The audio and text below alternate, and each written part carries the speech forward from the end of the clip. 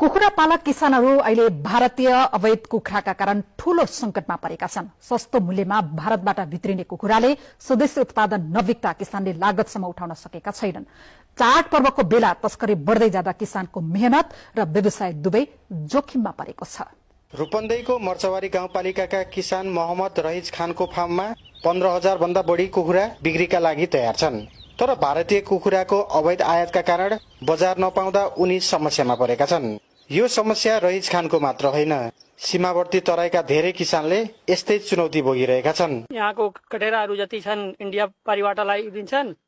यहाँको रेट महँगो भएपछि इन्डियामा सस्तो भएखेर त्यहीँबाट लगाइदिन्छन् कुखुरा।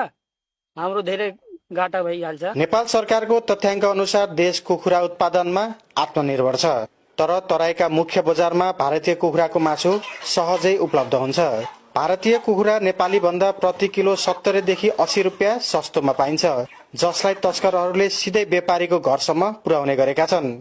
किसानहरू सुरक्षा निकायको उदासीनताका कारण कुखुरा व्यवसाय संकटमा परेको आरोप लगाउँछन्। पैसाको लागि गर्छन् सर, भाउ तपाईको लगभग फरक हुन्छ।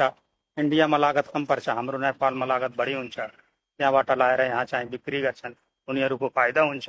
किसानको लागत हेरेकै छैनन् कि किसान मार्कामा परिरहेको छ। 100वटा बाइक आउँछ, 1-2वटा बाइक समातेर बुझाइदिन्छन्, अरू 98वटा बाइक जान्छ। चाडपर्वको समयमा मासुको खपत बढ्ने भएकाले कुखुरा तस्करी झनै बढेको छ। विशेष गरी जेनजी आन्दोलनपछि सुरक्षाकर्मीहरूको मनोबल कमजोर भएको मौका छोपी तस्करहरू थप सक्रिय भएका छन्। यसलाई नियन्त्रण गर्न पश्चिम नवलपरासी, रूपन्देही र कपिलवस्तु जिल्लाका पशु क्वारेन्टाइन कार्यालयले किसान र सुरक्षा निकायको सहकार्यमा सीमा नाकाको अनुगमन र निगरानी बढाएको छ। धेरै तराईको बाटो र बाटोहरूको सञ्जाल धेरै भएकोले कहीँ न कतै छलाएर हुन्छ कि होइन, रातिको समय पारेर त्यसरी चाहिँ यो भइरहेको छ। तर त्यसको लागि नि हामीले कसरी गर्न सकिन्छ, हामी त्यसको लागि नि छलफलमै छौँ। हाल पश्चिम तराईका किसानले प्रति किलो 195 रुपियाँमा कुखुरा बिक्री गरिरहेका छन्, जुन उनीहरूको उत्पादन लागत मात्र हो।